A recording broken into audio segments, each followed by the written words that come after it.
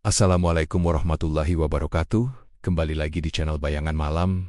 Semoga teman-teman semua dalam keadaan sehat. Sebelum memulai cerita, bagi teman-teman yang belum subscribe, silakan subscribe channel ini dan nyalakan tombol notifikasinya agar tidak ketinggalan cerita dari kami. Pagi-pagi buta, kabut masih menggantung rendah di antara rumpun pisang dan pepohonan kelapa di Kampung Karangrejo. Udara dingin masih menyusup ke pori-pori, tapi aku sudah siap dengan kain jarik yang kulilitkan kuat di pinggang. Tergendong bakul rotan berisi botol-botol kaca yang terisi jamu racikanku sendiri. Sebuah termos besar menempel erat, mengeluarkan uap hangat di atas kepala. Aku mengenakan caping bambu lebar untuk menahan embun dan sinar mentari pagi yang sebentar lagi menyingsing sejak suamiku, Darto, meninggal 2 tahun lalu karena kecelakaan saat bekerja sebagai tukang bangunan di kota. Hidupku berubah. Waktu itu aku baru berusia 31 tahun. Mendadak menjadi janda dengan satu anak laki-laki yang saat itu baru berumur 3 tahun. Namanya Adit. Sekarang dia sudah 5 tahun, anak manis, cerdas, dan sering melontarkan pertanyaan-pertanyaan yang kadang membuatku terdiam lama sebelum menjawab. Namun, sejak Darto tiada, hidup tak pernah benar-benar tenang. Aku memutuskan untuk menitipkan Adit kepada mertuaku di kampung sebelah, supaya aku bisa berjualan jamu dari pagi hingga siang, tanpa khawatir ia kelaparan sendirian di rumah. Mertuaku Ibu Darto adalah perempuan tua yang luar biasa. Beliau tak pernah mempermasalahkan status jandaku. Justru beliau yang mendorongku untuk mulai berjualan jamu, seperti dulu yang dilakukan para ibu di kampung saat masa mudanya. Yang penting halal, Tin. Begitu pesannya. Jamu itu bukan cuma minuman, tapi doa buat tubuh. Kalau kamu bikin dengan niat baik, yang minum juga dapat manfaatnya. Maka mulailah hari-hariku sebagai penjual jamu gendong. Awalnya hanya sedikit yang membeli, tapi pelan-pelan warga kampung mulai mengenali keistimewaan jamuku. Bukan hanya karena racikannya pasada yang untuk pegalinu, ada yang untuk melancarkan peredaran darah. Dan ada pula jamu kunir asam yang segar rasanya, tapi karena aku selalu menjaga kebersihan dan kehangatannya, tak pernah sekalipun aku menghidangkan jamu basi atau terlambat digendong. Aku rajin mencuci semua botol kaca dengan air panas, memotong bahan segar setiap malam sebelum tidur, memarut kunyit dan jahe, denggen-tanggen, lalu memerasnya dengan kain bersih. Rumah kontrakan kecil tempat aku tinggal selalu semerbak wangi rempah. Walau tak luas dan sederhana, warga mulai percaya bahwa jamuku bukan sekadar enak, tapi benar-benar berkhasiat. Pak Suroyo yang kakinya sering kesemutan, kini bisa naik sepeda lagi setelah 2 minggu rutin minum jamu beras kencur buatanku. Bu Parsi, yang dulunya susah tidur, kini bisa nyenyak semalaman setelah meminum campuran jahe, daun pandan, dan madu yang aku racik. Tapi semua itu tak membuat hidupku sepenuhnya mudah. Statusku sebagai janda, apalagi masih muda dan berparas ayu, dengan kulit bersih serta tutur kata lembut, kerap menjadi sasaran bisik-bisik. Meski aku selalu memakai baju tertutup dan kerudung panjang, tetap saja beberapa ibu-ibu di kampung melirikku dengan curiga seolah menunggu waktu untuk menuding. Aku bukan perempuan yang suka membalas omongan. Aku memilih menunduk, berjalan pelan dari rumah ke rumah, mengetuk pagar, menyapa dengan senyum kecil, dan menyodorkan botol jamuku dengan sopan. Beberapa bapak-bapak bahkan kini menjadi langganan tetap. Salah satunya Pak Tardi, suami Bu Lastri, yang selalu membeli jamu tiap minggu pagi. Aku tak pernah menyangka akan diperhatikan siapapun. Bagiku, hidup kini adalah soal hari ini dan esok. Soal bisa makan, soal Adit bisa sekolah nanti, dan soal menjaga kehormatan diri meski hidup telah mengguncangku. Setiap selesai berkeliling biasanya, sekitar jam 11 siang aku akan kembali ke rumah kontrakanku yang berlantai semen kasar. Aku akan menyalakan kompor, memanaskan air untuk mencuci botol-botol jamu, lalu menyalin uang receh dan lembaran kecil hasil jualan ke dalam kaleng kecil di bawah tempat tidur. Sebagian uang akan aku belanjakan untuk bahan jamu esok hari, sebagian lagi aku tukarkan jadi emas kecil. Biasanya berupa cincin atau anting mungil yang kusimpan diam-diam di dalam kotak bedak tua. Emas itu bukan untuk bergaya, melainkan warisan kecil untuk masa depan Adit. Untuk berjaga-jaga kalau dia sakit, atau kalau nanti sudah waktunya masuk SD. Aku tak mau meminta-minta. Aku ingin Adit tetap punya harga diri meski ibunya cuma penjual jamu gendong. Ia harus merasa dirinya pantas bermimpi besar. Tetangga-tetangga baik hati seperti Bu Minah dan Pak Darno sering memuji ketekunanku, tapi tak sedikit juga yang memandang. Sebelum beberapa kali anak-anak kecil memanggilku janda jamu sambil tertawa. Ada pula ibu-ibu muda yang pura-pura menutup pintu saat aku datang, atau hanya membeli tanpa sepatah kata pun. Aku belajar menguatkan hati. Aku tahu, hidup sebagai janda bukan hanya soal kehilangan suami, tapi juga soal bertahan di tengah pandangan miring. Tapi aku percaya, selama aku tidak mencuri, tidak mengambil hak orang lain, dan tidak menjerumuskan siapapun, Tuhan akan melihat. Dan itu sudah cukup bagiku untuk tetap berjalan hari demi hari. Sore harinya, kalau sempat, aku akan menjenguk Adit ke rumah mertuaku. Aku akan membawa pisang goreng, selembar buku gambar, atau hanya peluk cium yang cukup untuk menghapus letih. Adit selalu menyambutku dengan tawa kecil dan pelukan erat seperti tahu bahwa ibunya lelah, tapi tidak pernah menyerah. Dan malamnya, saat seluruh kampung tenggelam dalam tidur, aku akan duduk sendiri di atas tikar, menggenggam tasbih kecil, berbisik pelan kepada Tuhan, "Ya Allah, jangan jadikan aku lemah. Aku cuma ingin bisa hidup tenang, cuma ingin anakku bisa bahagia." Aku tak tahu bahwa ketenangan yang aku minta hari ini suatu hari akan direnggut dengan cara yang keji. Tapi untuk sekarang, aku hanya perempuan sederhana yang menggantung harapan dalam botol-botol jamu hangat. Dan isak pagi, aku akan kembali berjalan, membawa peluh, doa, dan dendam yang belum ada.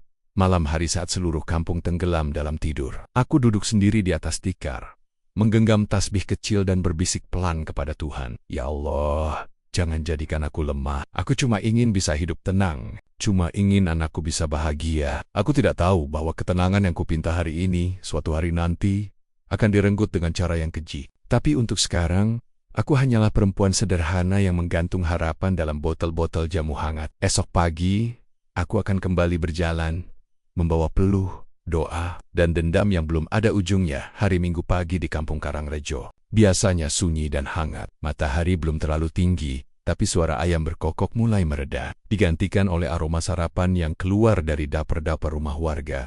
Di jalanan sempit beraspal kasar, tampak seorang pria berkumis tipis mengenakan kaos oblong dan celana pendek, melangkah santai menuju ujung gang. Namanya Pak Tardi, usianya sekitar 37 tahun. Wajahnya biasa saja, tubuhnya sedikit gempal, dan rambut di bagian depan mulai menipis. Ia bekerja sebagai petugas administrasi di kantor kelurahan.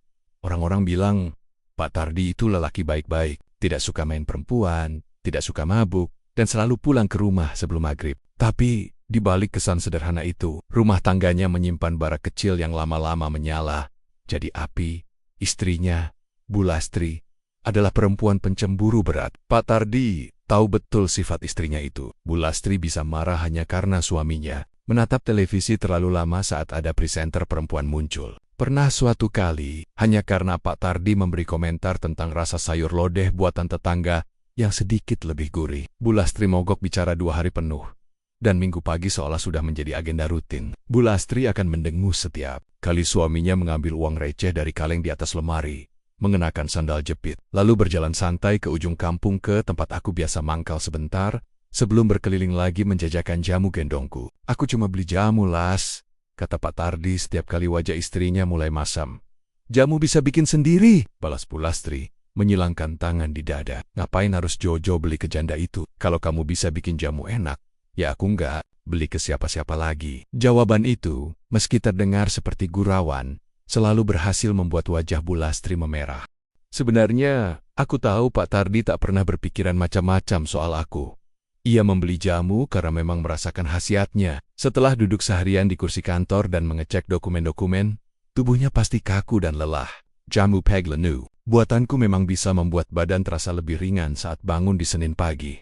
Lagi pula, aku tidak pernah bersikap genit atau menggoda. Aku berbicara seperlunya, dengan suara lembut, dan nyaris tak pernah menatap langsung mata pembeli. Aku hanya menyerahkan botol, tersenyum sopan, dan mengucapkan, "Monggo, Pak Tardi. Sehat-sehat terus ya." Namun Bu Lastri punya logikanya sendiri. Dalam pikirannya, janda muda sepertiku tak mungkin sekadar jualan. Ia yakin aku pasti punya niat lebih. Apalagi dengan wajahku yang bersih, kulit cerah, dan pakaian yang meski sederhana, tapi selalu rapi dan wangi. "Jangan-jangan kamu suka sama dia?" "Ya," tuduh Bu Lastri suatu malam saat Pak Tardi baru selesai mandi dan duduk di ruang tengah menonton TV. "Gila kamu ya," jawab Pak Tardi menghela napas. "Aku ini laki-laki normal, tapi bukan berarti semua perempuan yang aku temui langsung bikin aku jatuh cinta. Normal," katanya. Bu Lastri tertawa sinis. "Makanya tiap minggu harus beli jamu ke dia, padahal cuma perlu rebus-rebus aja, gampang." Pak Tardi berdiri, mematikan televisi, lalu menatap istrinya dengan nada dingin. Lihat diri kamu sendiri, Las. Bukannya aku minta kamu jadi istri sempurna. Tapi tiap aku pulang kerja, kamu lebih sibuk ngurusin sinetron daripada ngobrol. Waktu aku tanya makan malam, kamu malah bilang bikinnya sendiri. Aku nggak pernah marah, nggak pernah ngeluh. Tapi kamu salah. Aku beli jamu aja udah kayak dituduh selingkuh. Bu Lastri terdiam. Tapi seperti biasa, diamnya bukan karena mengalah. Ia hanya sedang menyusun kalimat berikutnya yang lebih menyakitkan. Kalau kamu lebih suka jamunya Surtini daripada aku, sana aja tinggal di rumahnya. Pak Tardi tak menjawab. Ia tahu perdebatan ini tak akan pernah selesai, dan minggu depan, kemungkinan besar ia akan tetap pergi membeli jamu. Bukan karena ingin melawan, tapi karena memang jamu buatanku lebih bisa menyembuhkan daripada amarah. Buta istrinya sendiri. Aku tentu saja tak tahu menahu soal pertengkaran itu. Bagiku, pembeli adalah pembeli. Aku tak pernah mengundang percakapan pribadi. Aku tak pernah memberi senyum lebih kepada Pak Tardi dibandingkan yang aku berikan pada Pak Joko atau Pak Rudi. Semua kulayani dengan cara yang sama. Namun mata Bu Lastri selalu mencari celah. Ia memperhatikan betapa Pak Tardi kadang terlalu cepat keluar rumah saat mendengar suara gendongan jamuku. Ia merasa suaminya menyembunyikan sesuatu, padahal tak ada yang disembunyikan. Tapi setiap minggu, kecurigaannya makin tumbuh. Ia mulai membicarakan aku dengan nada sumbang di pengajian ibu-ibu. Itu janda jamu ya? Kok tiap minggu mangkal di depan rumah saya? Nggak tahu tempat. Padahal, suami orang pada lewat. Wah, itu jamunya bikin ketagihan ya. Celetuk yang lain, setengah bercanda, setengah menggoda. Bu Lastri tertawa kecut. Ketagihan jamunya apa yang jual jamu? Ucapan itu mengundang tawa kecil, tapi juga mulai menanamkan benih-benih curiga di hati ibu-ibu lain. Sebab di kampung kecil, fitnah bisa tumbuh lebih cepat daripada cabai di musim hujan. Bu Lastri seperti merasa punya pembenaran atas kecemburuannya. Ia tak sadar bahwa dirinya sendiri perlahan menjadi sumber racun. Bukan hanya bagi rumah tangganya, tapi juga bagi perempuan yang tak pernah menyentuh milik siapapun. Dan Pak Tardi, setiap kali melihatku menyerahkan jamu dengan kepala sedikit tertunduk, sering berpikir bahwa dunia ini terlalu kejam bagi perempuan baik-baik yang tak punya siapa-siapa. Tapi ia tahu, sekali ia membela, ia bisa dibakar lebih dulu oleh amarah istrinya sendiri. Maka ia memilih diam, meminum jamu, menikmati kesegaran dan kehangatannya, dan berharap semoga esok minggu akan sedikit lebih tenang. Tapi Pak Tardi terlalu naif. Bu Lastri bukan tipe yang bisa tenang apalagi saat bara di hatinya mulai menyala, dan ia merasa punya cukup alasan untuk bertindak lebih jauh. Minggu itu, pagi di kampung Karangrejo tampak seperti biasa. Matahari belum tinggi, langit bersih. Suara burung bersautan di antara pepohonan bambu yang melambai pelan ditiup angin. Seperti biasa, aku sudah keluar rumah sejak selepas subuh. Gendongan jamuku masih mengepulkan uap hangat. Tubuhku dibalut kebaya sederhana, berwarna coklat susu, dengan kerudung hijau pucat yang membingkai wajah. Wajahku, kata orang, selalu terlihat teduh. Meski lelah belum benar-benar hilang dari mata, aku menyusuri gang sempit, menyapa para ibu yang sedang menyapu halaman atau menjemur pakaian. Senyumku tak pernah lebar, tapi cukup untuk membuat orang merasa nyaman. Aku menjajakan jamu sambil berjalan perlahan, berhenti jika ada yang memanggil, seperti minggu-minggu sebelumnya. Aku tiba di depan rumah Pak Tardi sekitar jam 7:15.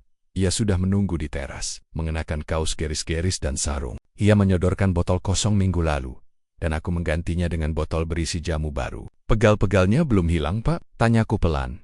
Suaraku nyaris seperti bisikan. Udah lumayan, Bu Surtini. Jamunya jenengan emang manjur, jawabnya sambil tersenyum. Aku hanya mengangguk kecil. Tak ingin berlama-lama, segera ku terima uang pas yang disodorkan, lalu berpamitan sopan sebelum melanjutkan langkah ke rumah berikutnya. Tapi dari balik jendela, aku tahu Lastri memperhatikanku. Wajahnya pagi itu masam, matanya terus mengikutiku, sampai aku menghilang di ujung gang. Apa yang aku tak tahu, semalam Lastri sedang gelisah karena gelang emasnya hilang. Gelang itu bukan sembarang perhiasan. Itu hadiah dari ibunya saat Lastri menikah, salah satu dari sedikit barang berharganya. Ia sempat mencari kemana-mana lemari, dapur, sela-sela bantal dan kasur, bahkan rak piring, tapi tetap tak ditemukan. Ia sempat menuduh Tardi, suaminya, mungkin menyenggol atau menyimpannya sembarangan. Tapi kemudian, keyakinan lain mulai tumbuh dalam benaknya. Pagi itu, setelah aku pergi, Lastri keluar rumah menuju warung burung tempat. Biasa ibu-ibu berkumpul sambil belanja kebutuhan harian. Di sana, dengan suara keras dan nada dramatis, ia berkata, Gelang emasku hilang. Jelas, ia ingin semua orang mendengar. Loh, hilang di mana Bu Lastri? Tanya burung. Kalau aku tahu, pasti nggak hilang toh. Tapi yang jelas, 2 hari lalu masih aku pakai. Sekarang udah nggak ada. Dan entah kenapa ya, tiba-tiba saja si janda jamu itu makin rajin jualan. Rajin senyum-senyum. Aku curiga, beberapa pasang mata mulai saling pandang. Maksudnya Surtini? Tanya Bu Ina menahan suara. Aku nggak bilang begitu, tapi kalian lihat sendiri. Dia janda, suaminya udah meninggal. Jualan jamu doang, tapi bisa beli perhiasan. Kalian tahu nggak, minggu lalu aku lihat dia beli anting di toko emas Bu Ririn. Aku nggak mau nuduh, tapi masuk akal nggak sih? Kalau dia nyari tambahan dari cara yang nggak beres. Dan seperti embusan angin di ladang ilalang, gosip itu pun menyebar. Tak butuh waktu lama. Wajahku yang selama ini tenang mulai jadi bahan bisik-bisik. Fitnah yang belum punya dasar tiba-tiba menjadi keyakinan. Apalagi bagi mereka yang memang terlalu mudah percaya. Sore harinya, saat langit mulai jingga, aku masih menyusuri gang kampung. Botol-botol kosong dan sisa jamu aku tenteng. Deeper, kecil dekat musala. Langkahku terhenti. Di sana berdiri Lastri bersama beberapa perempuan lain, Tina, Rusma, dan Nunung, teman-teman dekatnya yang memang sudah lama tak pernah akur denganku. Hei Setini, seru Lastri lantang, cukup keras, hingga warga lain ikut menoleh. Aku menoleh, sedikit terkejut. Ya Bu, kemarin kamu ke toko emas ya? Tanyanya menyilangkan tangan di dada. Matanya menyipit penuh curiga. Iya, saya beli anting. Kecil buat anak mas muda. Buat tabungan juga. Uangnya dari mana? Hah? Jualan jamu? Apa jangan-jangan kamu dapat dari suami orang? Aku mengerutkan kening. Maksud ibu? Lastri melangkah maju. Gelang emasku hilang. Dan aku nggak kaget kalau ternyata kamu yang ambil. Kamu pasti minta dari Mas Tardi kan? Ngaku aja. Aku mundur setapak. Wajahku memucat. Astagfirullah, Ibu Lastri. Saya nggak pernah. Kamu pikir orang sini nggak tahu kamu itu janda, sendirian, bawa-bawa jamu tiap pagi, senyum-senyum ke suami orang, pura-pura lugu, tapi tahu bisa beli emas. Mana logikanya? Bu, saya nggak pernah minta apa-apa dari Pak Tardi. Uang saya dari jualan jamu. Sungguh. Sudahlah. Semua orang bisa pura-pura polos. Timpal Nunung. Buktinya kamu nggak pernah telat bayar iuran RT. Padahal yang lain aja sering. Iya, sambung Rusma. Janda nggak ada kerjaan. Kok bisa nabung emas? Aneh banget. Aku menggenggam botol. Jamu erat-erat. Mulutku terbuka. Tapi kata-kata tak keluar. Dada sesak. Kakiku terasa lemas. Kamu harus ngaku Surtini. Bentak Lastri lagi. Sebelum aku lapor Pak RT, kita bongkar semua ini. Warga mulai mendekat. Beberapa berdiri diam, beberapa mulai berbisik-bisik. Tak ada satupun yang maju membela. Aku menarik napas dalam, mataku mulai berair. Saya nggak mencuri, saya cuma engine. Kerja yang halal Bu? Halal? Lastri tertawa mengejek. Goden, suami orang itu halal? Dengan ucapan itu luka di hatiku menganga. Aku tahu sejak sore itu, aku bukan sekadar janda penjual jamu. Aku sudah jadi simbol fitnah yang siap dikoyak siapapun yang punya waktu luang. Dan rasa iri di hati, langit senja saat itu menjadi saksi. Burung-burung pulang ke sarangnya. Tapi aku tahu, tempat berpijakku di kampung ini tak akan pernah sama lagi. Pagi berikutnya, matahari belum tinggi, tapi suasana kampung Karangrejo jauh berbeda dari biasanya. Bukan suara ayam berkokok atau anak-anak kecil bermain yang terdengar. Yang ada hanyalah bisik-bisik tajam dan langkah-langkah terburu-buru. Orang-orang keluar rumah, mengerumuni satu titik di tengah gang sempit menuju lapangan.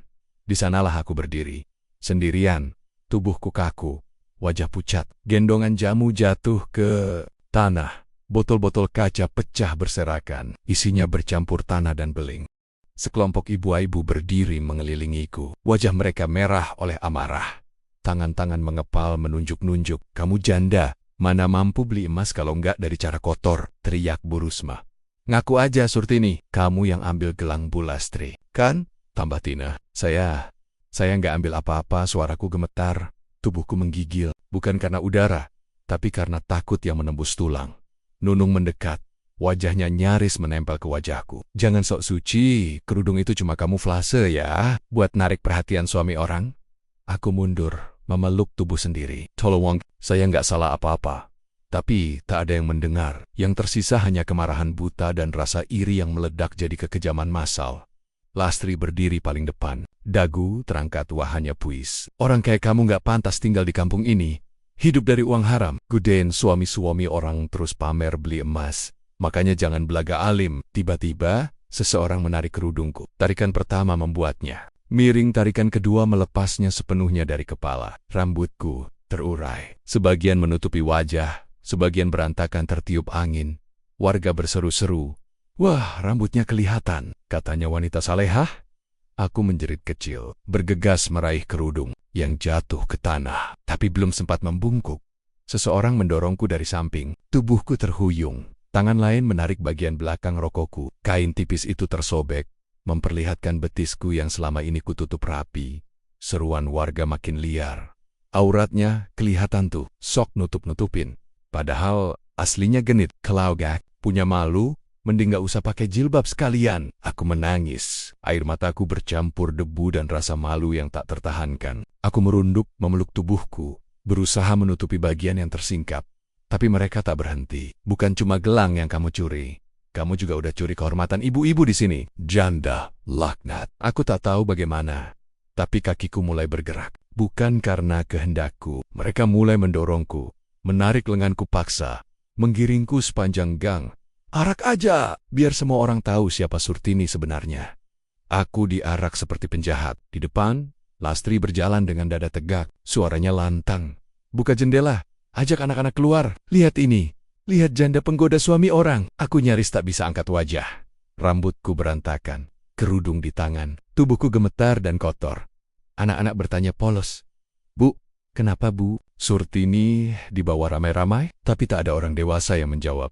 Mereka terlalu sibuk jadi hakim. Ada 1-2 pasang mata yang tampak ragu, seperti ingin membantuku. Tapi langkah mereka urung. Tekanan massa terlalu besar. Dalam kerumunan, nurani mudah sekali tenggelam. Aku terus diarak sampai ke balai kampung. Di sana, aku didorong duduk di lantai semen dingin. Lastri naik ke tangga balai, berdiri seperti orator. Suaranya menggema. Kita semua harus waspada. Jangan biarkan kampung kita dikotori perempuan seperti ini. Kita harus jaga suami kita, keluarga kita, dari godaan perempuan yang tampaknya baik, tapi ternyata menjijikkan. Besok-besok dia bisa godain anak kita yang laki-laki. Nunung menimpali. Usir aja dari kampung ini, teriak mereka. Suara-suara itu, mengen, lebih menyakitkan daripada tarikan kain atau dorongan tubuh. Dan aku tahu, hari itu, sesuatu dalam diriku hancur dan tak akan bisa kembali seperti semula. Aku hanya bisa menangis dalam diam. Mataku menatap kosong, tak percaya bahwa tetongga-tetongga yang dulu menyambut jamuku dengan senyuman hangat, kini berubah menjadi orang-orang yang menghancurkan kehormatanku tanpa ampun. Di antara kerumunan warga, anak-anak kecil berlarian sambil meniru suara ibu mereka, menunjuk ke arahku dan tertawa. Dunia kecil yang dulu kuanggap rumah kini menjelma menjadi penjara tanpa dinding dan aku, pesakitan tak berdosa yang dihukum Sioliola, seorang pembunuh. Langit mendung merayap pelan. Diotis Kepler. Dalam tubuhku yang ringkih dan hati yang koyak, aku mulai menyadari satu hal. Tak akan ada keadilan yang datang sendiri. Tak akan ada tangan yang menolong kecuali diriku sendiri yang bangkit. Tapi, tidak sekarang. Sekarang aku hanya bisa menggenggam sisa-sisa harga diriku yang mungkin masih tersisa jika belum sepenuhnya lenyap di kejauhan. Lonceng musala berdentang 3 kali. Suara panggilan asar yang biasanya menenangkan hati kini hanya terdengar sebagai penanda bahwa hari menjelang senja dan hidupku pun ikut masuk ke senja yang sama. Suram dan nyaris gelap. Di waktu yang hampir sama, Tardi baru saja selesai mengepel lantai garasi ketika suara tangis anaknya terdengar dari dalam rumah. Ia mengelap keringat di dahinya, lalu melangkah masuk dan mendapati Lastri sedang berteriak-teriak di ruang tengah, membanting ponsel ke meja. Gak bisa dihubungi. Padahal aku udah suruh Tina videoin. Dasar bego. Tardi mengerutkan alis. Viruen. Apa bu? Lastri menoleh. Napasnya memburu. Surtini. Janda itu. Biar kamu lihat sendiri gimana dia digiring warga ke balai kampung. Dasar perempuan licik. Maling masku.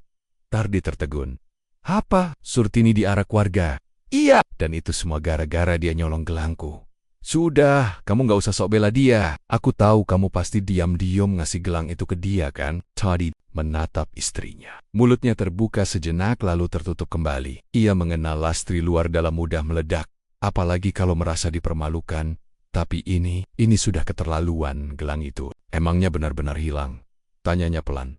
Ya iya, minggu lalu aku taruh di lemari. Sekarang gak ada. Siapa lagi kalau bukan dia? Tardi berpikir sejenak. Gelang emas itu bukan sembarang perhiasan. Itu hadiah ulang tahun dari ibu mertuanya. 3 tahun lalu dan Lastri selalu memakainya di acara arisan sebagai simbol kebanggaan. Tiba-tiba ingatan Tardi melesat ke perbincangan seminggu lalu. Ibunya yang tinggal di desa sebelah pernah berkata bahwa ia butuh dana cepat untuk biaya operasi. Adik sepupunya, ia menyebut ingin meminjam sesuatu dari rumah anaknya. Tapi karena Tardi saat itu sibuk, ia tak menggubris. Tanpa pikir panjang, Tardi mengambil kunci motor dan jaket. Aku ke rumah ibu dulu. Loh, kamu mau kemana? Jangan bela dia, Tar. Aku, istrimu. Namun Tardi sudah keluar rumah. Dalam hatinya berkecamuk. Kalau benar ini hanya kesalahpahaman, maka warga kampung baru saja menghancurkan hidup seorang perempuan tanpa alasan. Dan Lastri, dia terlalu percaya pada amarahnya sendiri.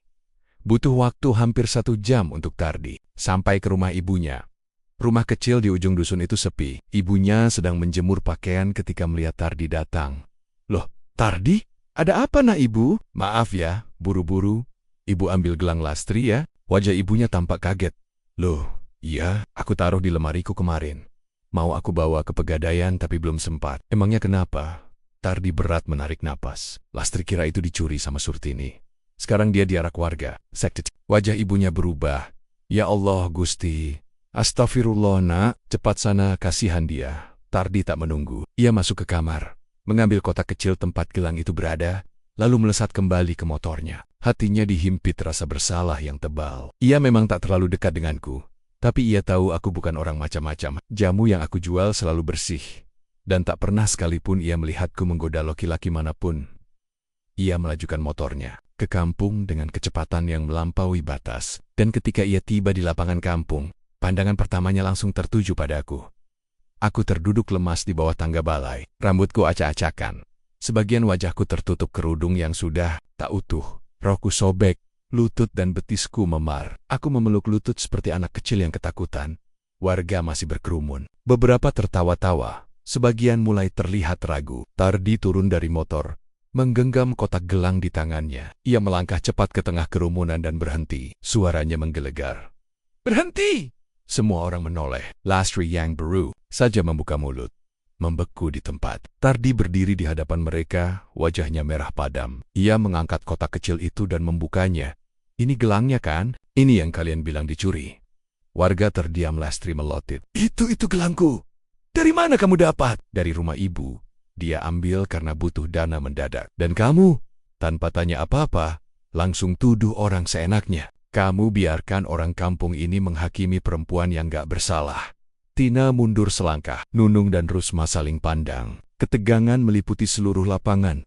Tardi menatap mereka satu persatu. Kalian semua, kalian telanjangi kehormatan. Perempuan ini, kalian pecahkan harga dirinya di depan umum. Dan semua hanya karena prasangka. Aku masih tertunduk. Bahuku bergetar. Air mata menetes dari sudut mataku. Lastri maju, masih mencoba bertahan. Tapi dia punya dari mana? Janda kayak dia bisa beli emas kalau bukan dari kerja kerasnya jualan jamu, potong Tardi. Setiap minggu aku beli jamu darinya. Kalian juga tahu, dia jualan sejak pagi. Nggak pernah ngemis, nggak pernah minta-minta. Tapi kalian malah perlakukan dia lebih hina dari maling. Senyap. Tak ada yang bersuara. Satu persatu warga menunduk. Tapi tak ada satupun yang berani bicara. Tak ada yang minta maaf. Tardi mendekat, memberiku kerudung cadangan yang ia ambil dari motornya. Ayo pulang, Bu Surtini, katanya pelan. Aku menatapnya sekilas, lalu perlahan berdiri. Aku berjalan tertatih, menunduk sepanjang jalan. Tak ada yang menolong. Takeda, Yang semua hanya dia membiarkan luka yang menganga itu tetap berdarah, tanpa pengobatan. Ketika aku melewati gang rumahku, beberapa anak kecil masih memandang dengan tatapan aneh. Ada yang tertawa kecil, ada yang menunjuk, dan aku tahu, meski gelang itu kembali, kehormatanku tidak di kampung ini. Satu fitnah cukup untuk membakar seluruh nama baik yang telah kubangun bertahan-tahan. Aku masuk ke rumah, menutup pintu perlahan, lalu menangus. Bukan karena kesakitan, tapi karena kecewa. Dunia ini terlalu cepat menghukum orang baik, dan terlalu pelan membela yang benar. Sudah seminggu berlalu sejak kejadian itu, tetapi bagiku waktu seakan berhenti. Suara teriakan warga, caci yang menusuk telinga, dan sentuhan kasar yang merobek kerudung serta rokokku masih terus berputar dalam kepala seperti mimpi buruk yang tak pernah bangun. Setiap kali aku memejamkan mata, wajah-wajah orang yang mengelilingiku, hari itu muncul lagi. Mata-mata yang tak lagi berperi kemanusiaan. Bibir-bibir yang berseru tanpa empati. Aku duduk di dapur rumah kontrakanku yang sempit. Uap dari air panas yang mendidih di atas kompor memenuhi ruangan, tapi aku tak bergeming. Di depanku, botol-botol jamu yang biasanya kuisi setiap pagi kini kosong, berderet, tak tersentuh. Sejak hari itu, aku tak sanggup lagi turun ke jalan. Bahkan sekadar mendengar suara tukang sayur lewat saja membuat dadaku sesak. Apa kata orang kalau melihatku lagi? Si janda penggoda, maling emas, perempuan murahan. Begitu mereka menyebutku, aku menggenggam lutut, memeluk diriku sendiri. Hatiku masih bertanya, mengapa orang-orang itu bisa begitu mudah berubah? Mengapa tak satu pun dari mereka bertanya padaku, memberiku kesempatan menjelaskan? Semakin lama aku memikirkan, semakin terang pula satu hal di benakku. Mereka semua bukan orang asing. Orang-orang yang paling lantang berteriak hari itu adalah wajah-wajah yang sudah kukenal lama. Tina dengan suara cempreng dan hobinya mengadu. Nunung yang dulu pernah kutolong ketika anaknya demam tengah malam. Dan Rusma, si ketua RT bagian wanita yang tiap minggu datang minta sumbangan pengajian tapi tak pernah lupa menyelipkan gosip di balik mukena mereka. Semuanya adalah teman-teman dekat Lastri. Aku memejamkan mata, napasku tercekat. Aku ingat betul, saat Lastri melabrakku di depan warung Bu Arti, Tina dan Nunung langsung datang. Tak sampai 10 menit, sudah lebih dari 10 orang berkumpul, dan semua berpihak pada Lastri. Bahkan Bu Karsi yang biasanya tenang, pun ikut menghakimi, seolah ada jaringan tak terlihat yang telah siap mencabikku. Kapan saja, Lastri memberi isyarat, dan saat itu semuanya menjadi masuk akal bagiku. Selama ini, Lastri memang tak pernah menyukaiku. Aku tahu itu, bahkan sejak aku masih bersuami. Ada kalanya ia lewat di depan rumahku tanpa menoleh, meskipun yang lain menyapa. Pernah juga saat suamiku sakit dan kami butuh pinjaman, Lastri menolak, sambil tersenyum sinis dan berkata, "Maaf, saya nggak percaya ngasih uang ke orang yang hidupnya abu-abu." Dulu, aku mengabaikan hal-hal kecil seperti itu. Aku menganggap Lastri hanya perempuan cerewet yang punya masalah sendiri. Tapi kini, aku sadar kebencian itu tumbuh, mengakar, dan disirami oleh teman Temonia yang haus drama. Mereka tak sekadar marah karena gelang, mereka ingin melihatku jatuh. Dan saat kesempatan itu datang-datang seperti panggilan azan nyaring, mereka berbandong-bandong menghakimi. Aku berdiri perlahan, berjalan ke kamar, membuka lemari tua tempat aku menyimpan pakaian. Kerudung yang tersisa tergantung di sudut. Sudah kusut, warna putihnya memudar. Kerudung yang kupakai saat diarak itu tak pernah kucuci. Aku simpan dalam kantong plastik hitam berlumuran lumpur dan debu jalanan. Aku tak sanggup membuangnya. Ada bagian dari diriku yang terkubur dalam kain itu. Mataku menatap kosong. Aku belum melihat anakku sejak kejadian itu. Biasanya, seminggu sekali aku menjenguknya di rumah mertuaku di kampung sebelah, tapi kali ini, aku hanya mengirim uang lewat kenalan. Aku tak sanggup menjelaskan mengapa tubuhku memar. Mengapa hatiku sekarat? Biarlah anakku tumbuh tanpa tahu betapa kejam dunia terhadap ibunya. Hari itu, saat aku duduk sendirian di emper rumah, Bu Sarti lewat. Perempuan tua penjual sembako itu melambatkan langkah, lalu berdiri canggung di depan pagar. "Bu Surtini, apa kabar?" tanyanya ragu. Aku menoleh, mataku sembab. "Masih hidup, Bu?" Jawaban itu menggantung di udara, getir dan sunyi. Bu Sarti menggigit bibir, lalu meletakkan sesuatu di atas pagar. "Ini ada bubur hangat, saya bikinkan. Kalau mau." "Ya," aku menunduk kecil. "Makasih, Bu." Namun Bu Sarti tak beranjak. Menatapku penuh iba. Saya nggak ikut ngarak waktu itu, tapi saya juga nggak cegah. Saya salah, maaf.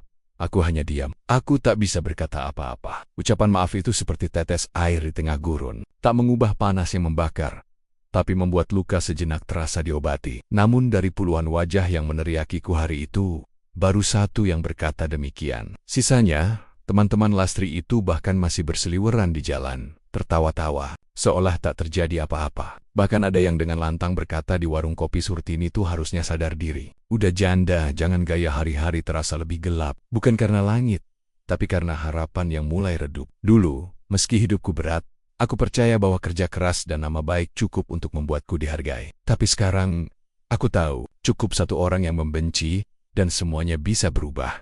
Aku tak ingin berjualan lagi. Aku bahkan tak sanggup menyentuh botol-botol jamuku. Setiap kali mencoba, tanganku dan ingatanku gemetar bersamaan. Aku takut akan tatapan Takut akan bisikan, takut akan fitnah lain yang bisa datang kapan saja.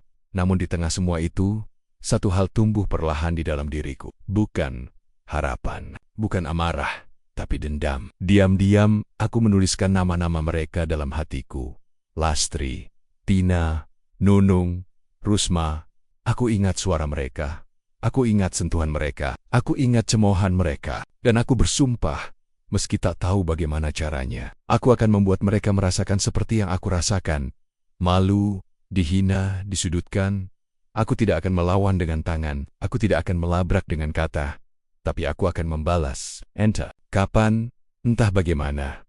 Malam itu, aku menatap langit dari celah atap bocor kamarku. Aku bukan lagi perempuan yang sama. Aku telah kehilangan sesuatu yang tak bisa kembali. Dan ketika angin malam berhembus pelan, aku tahu masa-masa diamku akan segera berakhir. Malam di kampung itu terasa berbeda. Angin sepoi yang biasa membawa suara jangkrik kini membawa bisik-bisik sunyi, menelusup ke sela-sela dinding rumah, dan hatiku yang tak tenang. Bulan menggantung pucat, seakan tahu bahwa malam itu sesuatu yang kelam sedang tumbuh dalam dada seorang perempuan yang dulu dikenal sebagai janda penjual jamu. Sudah 2 minggu berlalu sejak tubuh dan martabatku diarak dan dilucuti.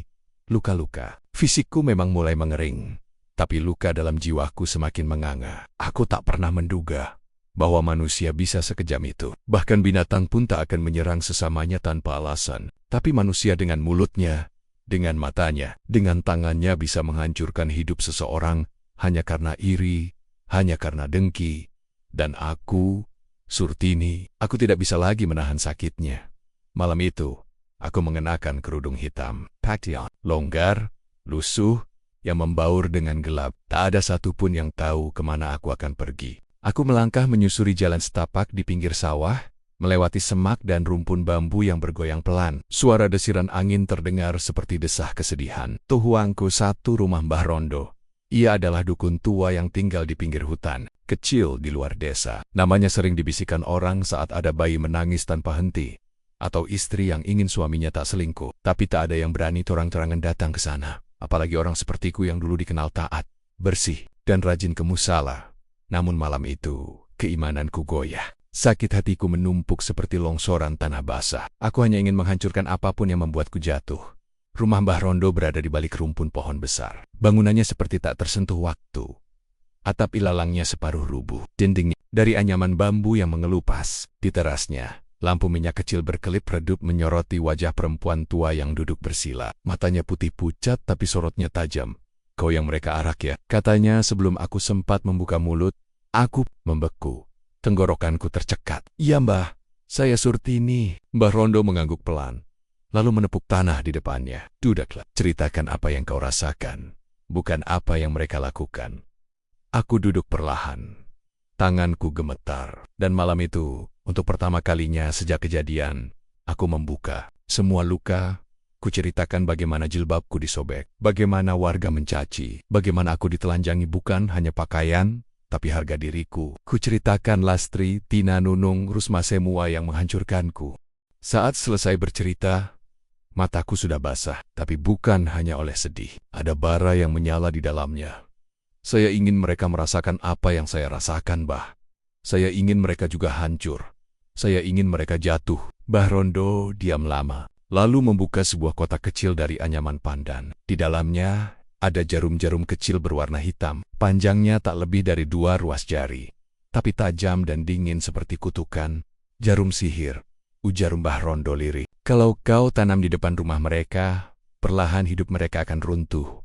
Tapi kau harus tahu satu hal dulu, Surtini. Aku menatapnya. Jalan ini bukan jalan manusia biasa. Ini jalan yang menantang Tuhanmu. Kau tahu apa risikonya? Aku menggigit bibir. Air mataku jatuh. Saya tahu, Mbah. Saya dulunya rajin salat, rajin puasa. Saya takut dosa, tapi sekarang aku menarik napas dalam. Saya nggak takut lagi. Kalau Tuhan izinkan saya disakiti seperti itu tanpa pembelaan, saya juga berhak membela diri dengan cara saya. Mbah Rondo tersenyum tipis. Bukan membela diri, tapi membalas. Tapi baiklah, kau sudah memilih. Ia mengambil 4 jarum, masing-masing dililit benang merah, lalu diserahkan kepadaku. Tanam ini di halaman rumah orang-orang, yang ingin kau hancurkan. Tidak boleh salah rumah, tidak boleh salah niat, dan setelah itu, kau jangan menoleh ke belakang. Apapun yang terjadi, jangan pernah kembali untuk minta maaf. Aku menerima jaram-jaram itu dengan tangan gemetar. Rasanya dingin seperti menyentuh es batu yang membekukan hati. Malam ini, kau mulai dari rumah pertama, kata Mbah Rondo. Dan ingat, setiap jarum punya harga.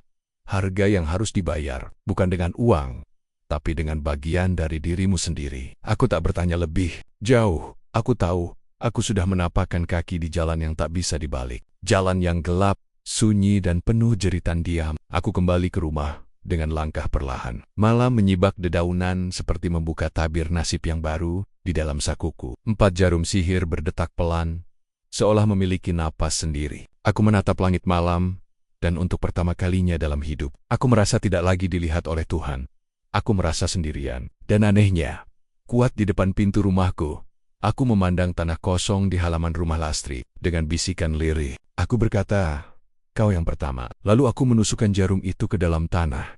Perlahan, dalam, sampai tak terlihat lagi. Jarum itu lenyap di balik rerumputan yang bergoyang pelan, membawa serta doa paling kelam dari seorang perempuan yang telah kehilangan segalanya. Malam menelanku dalam diam, dengan langkah pelan. Aku menyusuri jalan menuju rame-rama yang selamat. Ini menjadi sumber deritaku. Hatiku bergejolak, pikiranku kacau, tapi tekadku sudah bulat. 4 jarum sihir pemberian Mbah Rondo tersimpan rapi dalam kantong kain hitam yang kugenggam erat satu persatu. Aku menghampiri rumah Lastri, Tina, Nunung, dan Rusma, 4 benteng kecil di kampung yang sudah tertidur lelap. Di depan rumah Lastri, udara dingin menusuk kulitku. Dengan hati-hati, aku mengambil 1 jarum dan menancapkannya di tanah dekat halaman depan. Jarum itu menghilang di antara rumput yang basah oleh embun. Aku menarik napas panjang, seolah melepaskan beban. Dari dadaku di rumah Tina, aku melakukan hal yang sama. Meski rumah itu tampak sunyi, hatiku bergemuruh oleh bayangan masa lalu saat dia sering bergosip tentangku bersama teman-temannya. Jarum kedua kutancapkan di sela batu pondasi rumah. Titik yang kupilih dengan perhitungan agar sihirnya menyebar luas tanpa terdeteksi di rumah Nunung dan Rusma. Aku juga menanam jarum dengan teliti, menyelipkannya di tempat tersembunyi, membiarkan energi gelap itu merambat perlahan. Lalu aku pulang dengan langkah berat. Di dadaku, campur aduk rasa takut dan lega. Kabar pertama datang dari rumah Lastri. Suara gaduh memecah pagi, membuat para tetangga berkumpul. Mereka menyaksikan mertuanya Lastri, seorang wanita tua yang keras dan mudah marah, mengamuk di halaman. "Lastri, kau ini seperti anak kecil. Jangan macam-macam sama aku!" teriaknya sambil menjambak rambut Lastri. Lastri sempat diam, tapi amarah yang ia pendam meledak juga. Mereka berdua bertengkar hebat. Lastri ditampar berkali-kali dan dipermalukan di depan warga yang hanya bisa menonton. Orang-orang yang dulu membelanya kini ikut cemas dan bingung. Lastri, yang selama ini tampil angkuh dan sempurna, kini terlihat remuk dan tak berdaya. Tapi itu baru permulaan. Tak lama, kabar mengejutkan menyebar. Lastri, yang dulu menuduhku mencuri dan menggoda suaminya, ternyata berselingkuh dengan Yono, tukang sayur yang dikenal santai dan murah senyum. Rahasia mereka terbongkar saat istri Yono, Sari, datang mengamuk ke rumah Lastri. Dengan suara gemetar ia berteriak, "Lastri, aku sudah cukup sabar. Kau rampas suamiku dari keluarganya." Orang-orang kampung berkumpul lagi. Lastri terpukul, wajahnya pucat, tak mampu membantah. Situasi makin panas saat Sari menamparnya di depan umum. Warga melerai agar tak terjadi perkelahian, tapi harga diri Lastri sudah hancur. "Karma," bisik mereka. "Balasan dari Tuhan atas perbuatannya pada Surtini." Aku mendengar semua itu dari jauh. Hatiku masih terluka, tapi ada rasa lega yang aneh. Seolah keadilan akhirnya datang. Aku tahu, jarum-jarum itu tak hanya membawa musibah untuk Lastri, tapi juga Tina, Nunung, dan Rusma. Namun aku tak peduli. Dendam ini terlalu lama kutahan, terlalu dalam untuk disembunyikan lagi. Hari-hari berikutnya, kampung berubah. Ketegangan menggantung di udara. Keanehan mulai terasa di roma-roma yang kutanami jarum. Suara-suara ganjil, pertengkaran tanpa sebab, dan masalah demi masalah bermunculan. Tetangga yang dulu ramah kini saling menghindar. Luka fisik, konflik, rumah tangga, semua datang silih berganti. Tapi tak ada yang tahu penyebabnya. Dan aku hanya duduk diam, menonton dari kejauhan, membiarkan karma bekerja dengan caranya sendiri. Di tengah malam yang sunyi, aku duduk di depan rumahku yang sederhana, menatap langit. Meski hatiku berat, Aku tahu jalanku sudah kutetapkan. Aku telah memilih jalan gelap, penuh kutukan. Tapi ini bukan tentang membenci. Ini tentang keadilan, tentang balas dendam yang sudah terlalu lama tertunda.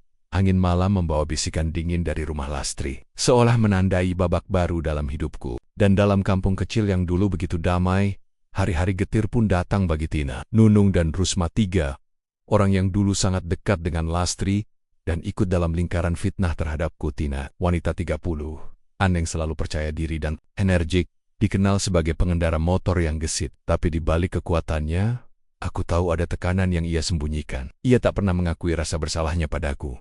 Tapi aku tahu rasa itu ada. Suatu sore, saat hendak mengantar anaknya ke rumah tetangga, Tina menunggangi motornya seperti biasa. Tapi nasib berkata lain. Di tikungan dekat pasar, sebuah truk besar melaju pelantak terlihat oleh Tina. Dalam sekejap, motor yang dikendarainya tergelincir, dan tubuhnya tergencet di bawah ban truk. Orang-orang berlari menghampiri. Tina tergeletak, kaki kanannya remuk, darah mengucur deras. Ia segera dibawa ke rumah sakit. Tapi dokter tak bisa menyelamatkan kakinya. Amputasi menjadi satu-satunya pilihan. Tina menjerit saat kabar itu disampaikan. Dunia runtuh baginya. Dalam diam, ia mulai bertanya-tanya, apakah ini karma? Sementara itu, Nunung, sahabat masa kecil Tina, mengalami cobaan lain. Ia sedang mengandung anak pertamanya. Harapannya tinggi. Tapi beberapa minggu terakhir ia merasakan sakit aneh di perut. Awalnya dikira gangguan biasa. Tapi rasa sakit itu semakin menjadi setelah memeriksakan diri ke bidan kampung. Kabar buruk datang. Janinnya keguguran. Nunung terpukul. Tak hanya kehilangan buah hati, tapi juga harapan. Dokter bilang kemungkinan hamil lagi sangat kecil karena komplikasi. Dunia seolah merenggut semuanya darinya. Aku mendengar semuanya. Dan meski ada bagian dari diriku yang merasa bersalah, aku juga merasa puas. Karena untuk sekali dalam hidupku, keadilan memilih berpihak padaku. Hari-hari berikutnya dipenuhi air mata dan keheningan. Aku mendengar bahwa Nunung merasa terasing dari dunia. Seolah semua kebahagiaan telah direnggut dari hidupnya. Teman-temannya yang dulu sering bercanda dengannya kini hanya bisa menyemangati dengan lirih. Takut menyakiti lebih dalam. Sementara, Rusma yang dikenal sebagai perempuan dengan senyum manis dan keramahan yang khas mendadak berubah menjadi sosok yang rapuh dan murung. Kabarnya, kesehatan Rusma menurun drastis. Tubuhnya sering lemas. Bintik-bintik merah muncul di kulitnya, dan ia kerap mengalami demam tinggi yang tak kunjung reda. Awalnya, ia mengira ini hanyalah penyakit biasa. Tapi setelah menjalani serangkaian tes di klinik, kenyataan yang menghancurkan pun terungkap. Rusma didiagnosa mengidap HIV atau AIDS. Kabar itu segera menyebar cepat di kampung, membuat banyak orang terkejut, bersimpati, tapi juga tak sedikit yang mengek. Mereka tak tahu apa penyebab sebenarnya. Hingga akhirnya seorang tetangga membocorkan rahasia yang selama ini disembunyikan Rusma. Suaminya, yang selama ini tampak setia dan baik, ternyata sering jajan di luar. Hubungan gelapnya dengan perempuan lain membuat Rusma terinfeksi virus yang perlahan menggerogoti tubuhnya. Rusma merasa dikhianati dan terluka bukan hanya secara fisik, tapi juga emosional. Dengan tubuh yang makin lemah, ia hanya bisa menangis. Dalam kesendirian, hidupnya berubah total. Terpuruk dalam beang-beang rasa sakit dan pengkhianatan. Meski Nunung dan Rusma belum tahu pasti apa yang menyebabkan bencana ini menimpa mereka, bisik-bisik mulai terdengar di kampung. Orang-orang mulai mengaitkan penderitaan kami dengan kejadian misterius yang pernah kualami dan balas dendam yang pernah kulakukan. Mereka mulai percaya bahwa jaram-jaram yang kutanam benar-benar membawa kutukan. Apa yang dulu hanya dianggap gosip, kini berubah menjadi ketakutan nyata. Di kota yang jauh dari kampung, aku menerima kabar itu dengan perasaan campur aduk. Di satu sisi, aku merasa puas karena balas dendamku mulai membuahkan hasil. Tapi di sisi lain, ada kegelisahan yang menyelusup diam-diam, perasaan yang sulit kujelaskan malam itu. Masing-masing dari mereka merenungi nasib yang kini berubah drastis. Tina, yang baru saja kehilangan kakinya, duduk termenung di rumah sakit, memikirkan masa depan yang kini penuh keterbatasan. Nunung yang baru pulih dari keguguran menatap kosong dinding kamarnya, bertanya dalam hati apakah ia akan pernah merasakan kebahagiaan sebagai seorang ibu. Rusma terbaring lemah di ranjang, memandangi suaminya dengan perasaan campur aduk cinta, sakit hati, dan pengkhianatan. Mereka bertiga, dengan cara masing-masing, merasakan betapa dunia mereka runtuh satu persatu. Sementara itu berita tentang perselingkuhan Lastri dengan Yono, tukang sayur kampung, menyebar cepat. Sejak itu, hidup Lastri berubah menjadi neraka duniawi penuh penderitaan dan hinaan. Ia bukan hanya kehilangan suami, tapi tubuhnya pun mulai mengkhianatinya. Sejak perceraian dengan Tardi, ia tak lagi punya sandaran. Tardi memilih meninggalkannya dan merelakan pernikahan mereka kandas. Karena pengkhianatan yang tak bisa dimaafkan, hari-hari Lastri kini dipenuhi kesepian dan penderitaan fisik yang semakin menyiksa. Awalnya, gatal-gatal muncul di leher dan lengan. Ia mengira itu hanya alergi biasa, tapi rasa gatal itu menyebar, membakar kulitnya, membuatnya hampir gila. Krim dari warung tak mampu membantu. Minggu demi minggu, seluruh tubuh Lastri dipenuhi luka merah yang mengelupas bahkan di bagian paling intim. Keadaannya membuatnya semakin terasing. Ia malu keluar rumah, takut diperhatikan. Bau luka yang mulai bernanah menambah derita batinnya. Warga kampung yang dulu menghakiminya, kini malah bersorak diam-diam, menyebutnya sebagai contoh nyata dari karma. Akhirnya kena juga. Itu baru karma namanya, ujar salah seorang ibu-ibu di depan rumah tetangga. Dalam pandangan mereka, Lastri adalah simbol keangkuhan yang runtuh. Cerita tentang aku yang dulu dipermalukan dan dicaci kini menjadi kenyataan, sebagai pembalasan yang tak bisa dielakkan. Beberapa tetangga yang dulu ikut mengejekku, kini mulai menundukkan kepala. Mereka menjaga jarak dari Lastri, takut bahwa karma bisa menimpa siapa saja. Lastri sendiri merasa dunia makin gelap. Tubuhnya sakit, jiwanya terhimpit, dan masa depan terlihat suram. Ia sering duduk termenung di sudut rumah, menatap pintu yang tak pernah lagi terbuka untuk siapapun. Air matanya mengalir bukan hanya karena luka di tubuhnya, tapi karena penyesalan yang begitu dalam. Andai aku tidak pernah melabrak Surtini, andai aku tidak mencurigai suamiku sendiri, andai aku tidak menghancurkan hidupnya, bisik Lastri lirih. Tapi semua sudah terlambat. Luka sudah terlalu dalam, jalan kembali makin sulit.